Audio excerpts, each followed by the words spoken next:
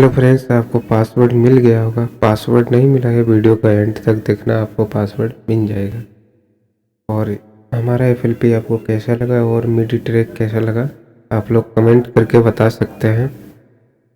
और इसमें जो पासवर्ड आपको शो कराया गया है या फिर बोल के बताया गया है, आपने वीडियो पूरा देखा होगा तो आपको पासवर्ड मिल जाएगा।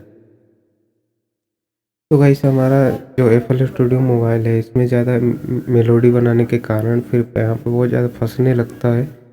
तो मैं क्या करता हूँ, MP3 सेव करके अभी प्ले से इंपोर्ट करके अपलोड करता हूँ। और ट्यूटोरियल इसमें क्यों नहीं हो पा रहा है, क्योंकि मैं बाहर हूँ, इतना समय नहीं रहता, तो इसलिए अपलोड नहीं हो पाते हैं ट्यूटोरियल वीडियो। अगर एफएल स्टूडियो मोबाइल चलाते तो आपको बहुत सारी जानकारी इस चैनल से मिलेगी।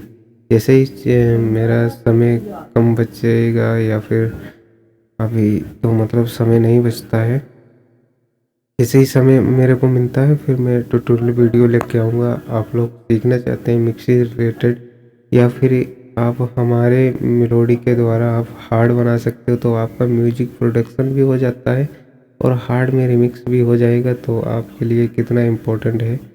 और आप लोग इधर उधर का मतलब डालते हो तो फिर वो मज़ा का नहीं है, क्योंकि आप वॉइसर के साथ डालोगे फिर उतना आनंद नहीं उठा पाओगे। म्यूजिक जब तक नहीं है गाने में, जब तक बेकार है। तो गाइस, चैनल पर नए हो, चैनल को सब्सक्राइब करना। और इसका पासवर्ड 1 स्टेप का पासवर्ड रहेगा 07।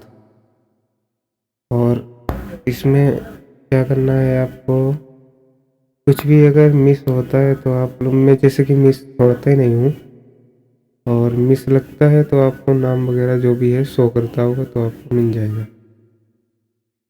तो इसका 2 स्टेप का पासवर्ड 02 डालना और 4 अंकों का पासवर्ड है। मिलते हैं नेक्स्ट वीडियो में। Take care.